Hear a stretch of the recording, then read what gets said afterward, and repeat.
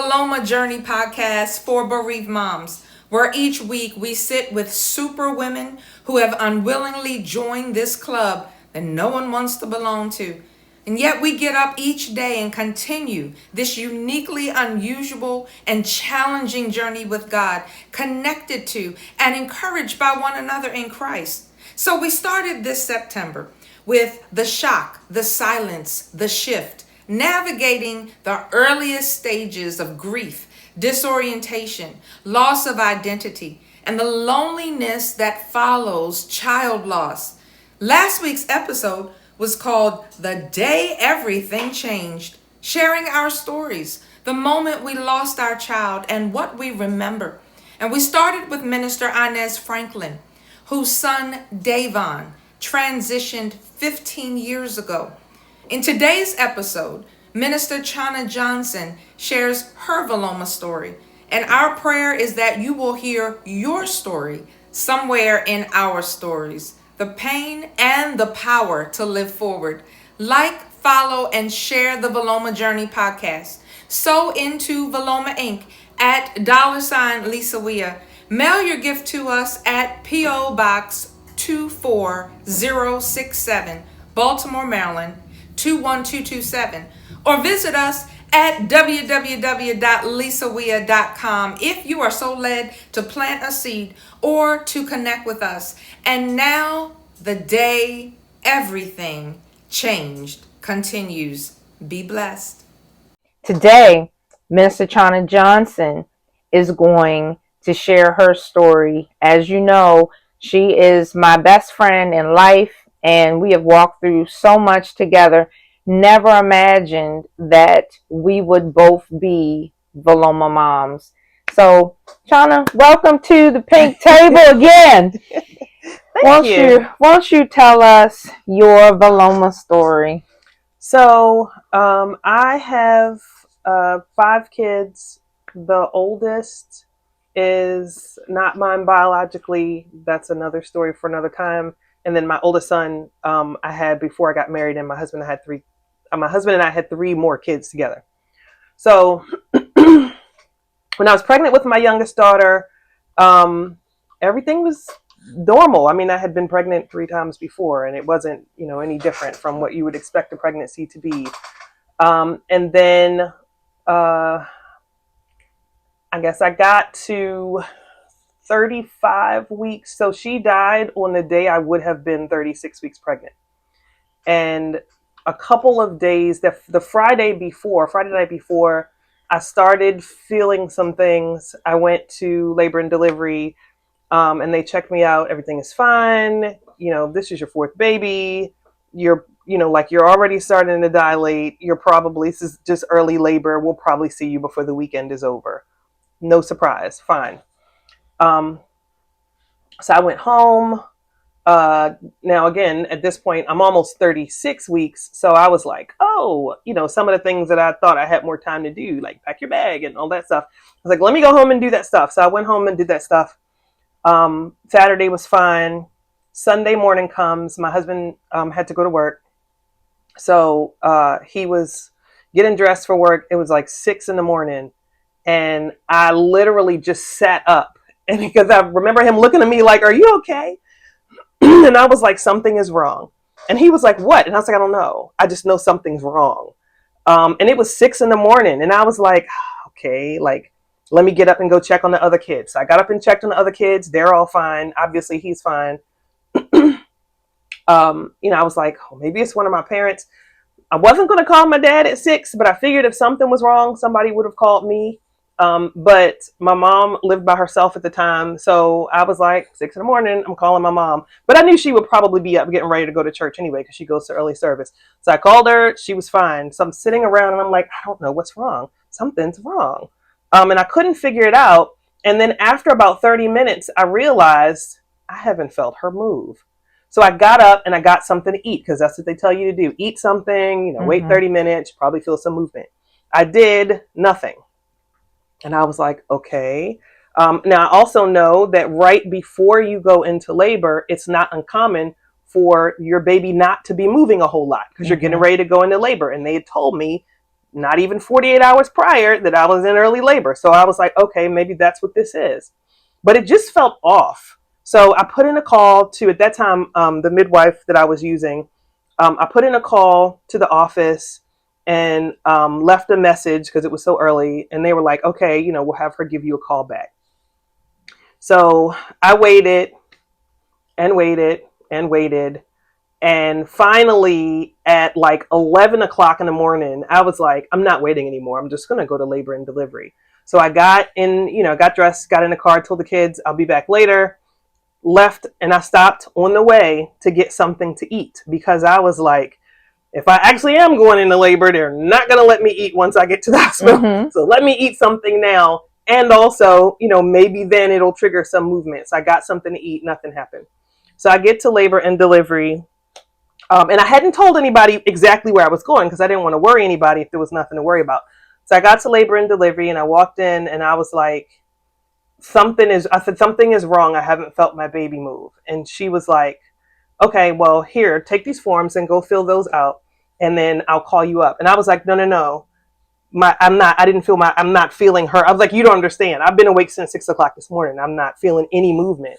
And she was like, take these forms. I said, ma'am, this is my fourth baby. I know how this is supposed to work. Something is wrong. And so I just started going crazy, like yelling and like, oh my God, like something's wrong. So of course people come like, what's going on? And she was like, she came screaming about her baby, talking about something is wrong. And I keep trying to tell her she has to fill out the forms. And the nurse was like, it's okay. Let me just take her back. She can fill out the forms back here. So the nurse takes me back. I'm on the table. She's like, let me do an ultrasound. So she does an ultrasound and, she's doing ultrasound and you can see when their face changes and her face changes. And she was like looking kind of like, uh-oh. And then she's like looking and looking and looking and her movements get more frantic, but she's not talking at all. And I was like, what's happening? And she was like, just give me a minute. And she's like, and she turns to me and she says, I'm so sorry. And I was like, sorry for what? And she was like, I have to get a doctor to confirm. And I said, confirm what? Because she didn't tell me. So she gets up and leaves me in the room. And I'm like in a panic. What is she talking about? The doctor comes in, does the same thing, turns and looks at me and says, I'm so sorry. There's no heartbeat. And I was like, what? And he was like, there's no heartbeat. And then I just immediately burst into tears. So they're like, who can we call? Can we call your husband? And I was like, yes. So they're trying to call my husband, who is a police officer in Baltimore City. And so at the time, he was at dispatch, which is underground. So when they were calling his cell phone, there was no signal. And I wasn't thinking clearly at the time because they're like calling and call. I'm trying to call him first and I couldn't get him. And they took my phone and they're trying to call him and they couldn't get him. So I was like, call my brother. So they called one of my brothers, the one that I'm closest to. And he immediately came to the hospital. And by the time, once they had called him, it occurred to me that they could call the dispatcher and the dispatcher could find my husband. So then I remembered that and I gave them that number and they called the dispatcher and my husband was actually right there in the room. So they called him, they put him on the phone, explained what was happening. He flies to the hospital, gets there around the same time as my brother, who coming from Laurel, must have been driving like 100 miles an hour because he got there in like 20 minutes. It was fast. And so, I'm hysterical, of course, crying. So like, all right, we have to move you to a room. You're going to have to deliver tonight. So I was like, and I had, so my first two kids were C-sections. My third was a VBAC at home. Max was born at home with the midwife. So they gave me the option of either having another C-section or having a vaginal birth and being induced. And I was like, there's no way in the world I'm going through all of that. And I don't get the prize at the end. Just do the C-section. So fine. So they moved me to another room at the end of the hallway. And because I had something to eat, they had to wait 8 hours before they could do it because I had food on my stomach. So at 8:30 that night, by that time, my brother had called my sister-in-law because we tried to call my mom, couldn't get her. She was in church at that time. Mm. So my sister-in-law had to drive to the church and tell her in person what happened so she could go. And, everybody comes to the hospital. So they take me back at 8:30. They do C-section. Obviously, she's, born. We didn't know what we were having because this was the last one we elected to wait. So they were like, oh, what's the baby's name? And I was like, is it a boy or a girl? So they told me, and then, we told them the name. Her name is Maya Rose. And then after that, they, I was in recovery, and they brought her out, and we got to hold her and spend some time with her. And then they moved me to my room, and then they brought her to my room, because you get to, you can keep your baby with you for a little while. They don't obviously let you keep them for a long time, but they let her stay with me for several hours. So my other children got to meet her, my family members, anybody who came to the hospital got to meet her. And, my siblings and everything. And then, they, they came in and they explained that, okay, so this is what's going to happen. One of the nurses came in and she was like, would you like pictures of your baby? There's an organization called Now I Lay Me Down to Sleep. They will send a professional photographer to take pictures for free if you want pictures of your baby. So I was like, that'd be great. So, I didn't say it'd be great, but I was like, yeah.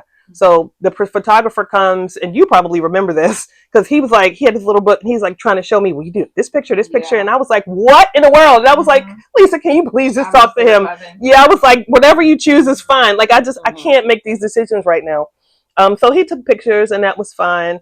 And then, pretty much everybody left. My niece stayed with me that night. And then they came to get her. So she was born at 8:30. They came to get her from me around 3 a.m, because they were like, okay, we're going to have to move you to another floor.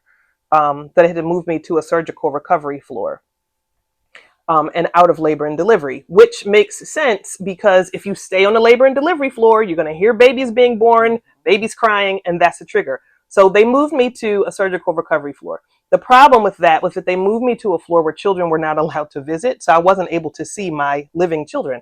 And when you have a loss like this, you need to get eyes on your living children. Like, you need to see them. You need them around you.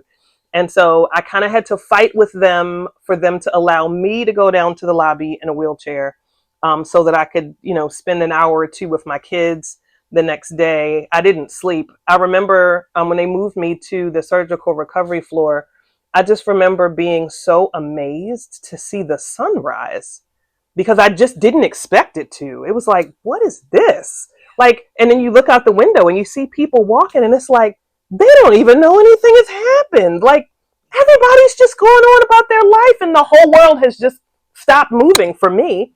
And I just remember feeling crazy. I remember talking to Bishop Debenham on the phone, and I was like, I feel like I'm losing my mind. And he was like, yeah, that's what this feels like.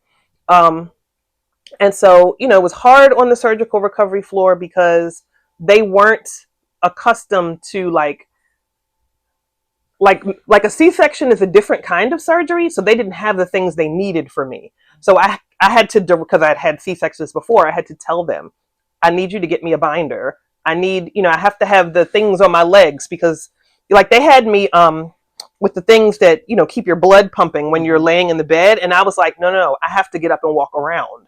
Like, I have to be able to move. I don't just lay in bed till I recover.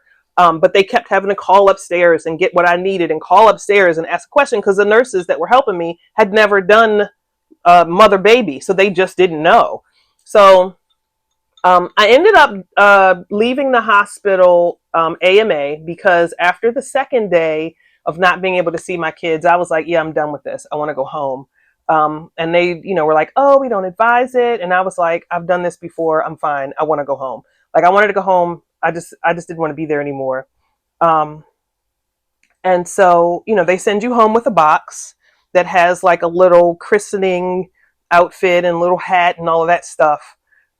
Which, of course was not at all what I wanted to be leaving with. So that was not easy. And then, the best, I will say, the chaplain came to my room, and she was like, you are going to want to avoid the pain of this at all costs. And she was like, that is exactly the wrong thing to do. She was like, the fastest way to start feeling better is to face it head on. And I was like, okay, I don't know what I'm supposed to do with that, but whatever. But it actually was the best advice ever. So I did have to make a decision. I was asked to make a decision about what to do with her body. And I remember thinking, I didn't even know, like 24 hours ago, I didn't even know this was a possibility. There's no way in the world I could make this call. Like, I don't know. And they came to explain that the hospital could assume possession of her body and handle burial. And there was another nurse in the room when they were coming to talk to me, and she was just kind of hovering in the corner. And I wondered why, but I was like, okay, well, whatever. So they came and they explained that, or you can have, someone on, a funeral home come and get her and, do things that way. It's whatever you decide. And I was like, okay. We were like, well, I guess, we can just let the hospital handle it. Like, that's what we initially had said. And then the nurse came over and she was like, okay, so I don't think they did a good job of explaining to you what that means. And she said, when the hospital handles the, whatever you want to call it, handles the disposition of your baby. She said, what that means is that we will wait until we have enough babies and then we bury them all together in a mass grave with one marker. And I was like, what do you mean wait until you have enough? And she was like, that's exactly like they won't do it for each one. You have to have enough. And I was like, well, how many is enough? And she was like, I don't exactly know. But what I do know is that it could be a week, it could be 3 weeks, it could be 6 months. And we just keep her here until they have enough. And I was like, that is not what I want. And that's not what the way it was communicated to me was not like that. So I didn't expect that. I was like, the last thing I wanted was for her to end up in a mass grave. So I was like, nope, we'll actually just go with the funeral home, which I had also called Lisa for and asked her to like help. I don't know what to do here. So she handled that and they came and picked her up. And then I went home. And my husband had to meet them at the funeral home to identify her once she got there. And then, I went home and began the very difficult process of trying to explain this to my children, who at the time were 3, 5, 15, and 14. And that was really, really hard. So I got home.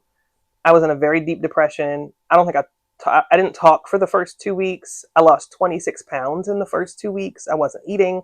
I wasn't sleeping. It was just really bad. And then, eventually this was right before Christmas. She was born on December 2nd. So her memorial service was on December 21st, because we didn't want to push it back after Christmas. So, I just remember it as being a really, really difficult and dark time. For a variety of reasons. And there are other, snatches of things that I remember. I remember right after the C-section, there was the doctor who was male, another doctor who was in training, and then the tech who was also male. And I remember they were doing the C-section, and I guess she didn't have as much experience. So she was doing the actual surgery, and the other doctor was there, to kind of oversee. And, he was, kind of talking her through what to do. And I remember him saying, well, no, go ahead. Like, it's okay. You don't have to worry about hurting anything. As she was cutting me open, because she was worried about cutting too deeply. And he was like, no, it's okay. Because, you don't have to worry about damaging, hurting anything. And I remember hearing that. I remember after I was stitched up, the tech saying, oh my God, it looked like she went from a size 12 from a size 26 to a size 12. I remember that. I remember just comment. They were talking about the Ravens game, like it just stuff. It was just not the inside the actual C-section time was just not good. And like I got home and then I had to recover, and that wasn't easy. I had panic attacks for months. I didn't leave the house for a while at first, and every time I would try to leave the house, I would have this horrible panic. I would have to talk to myself for like 2 hours just to go to the store, because I just could not stand to be separated from my kids. I was convinced that if we were not all in the same space together, that either I was going to die or they were going to die. And I was waking up like every hour to go check and make sure all my other children were still breathing. And then I would finally get up enough, wherewithal to go to the store. And I remember being in Target and trying to do my shopping and, obviously avoiding the baby section. I'm in the card section, and this lady comes around the corner with this big pregnant belly and another baby in a stroller. And I remember thinking like, oh my God, who is that screaming? And it was me. And I just remember running out of Target, like I had this cart full of stuff, and I just left it and just ran out screaming.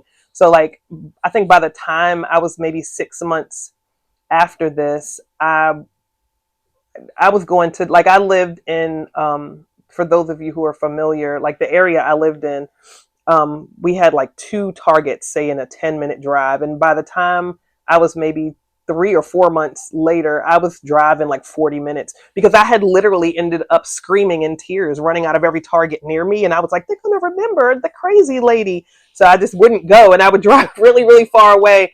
It was just bad. And I was having panic attacks every time I would leave the house, go anywhere. I would just have these horrible, horrible panic attacks. I actually think that I remember I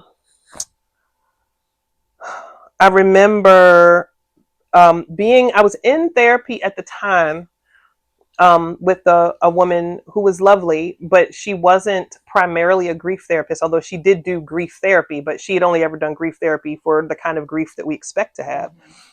So it was only marginally helpful, and it wasn't because she wasn't good at what she did. It was because she just didn't get it.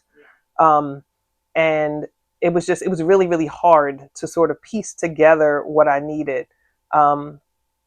It was a very difficult time in my marriage because men and women grieve very differently.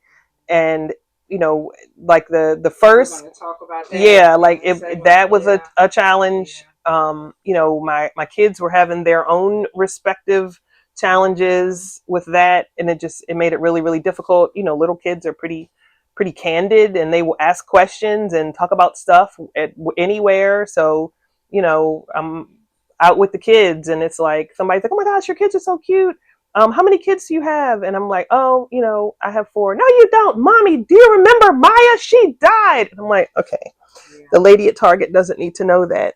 But like, you're 5, so you don't know why I chose to not include that information. And even that's hard because it's like, how do you explain how many children you have to people when they ask you? Like, that was hard. So anyway, this is good. It's not just that we have the grief of losing our children. It's the trauma of how it happened and what happened to us.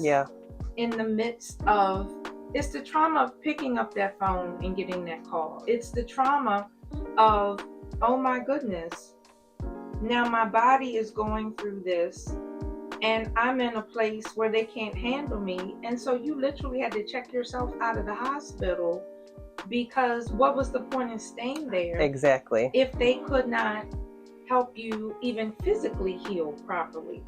And that adds trauma onto the whole experience.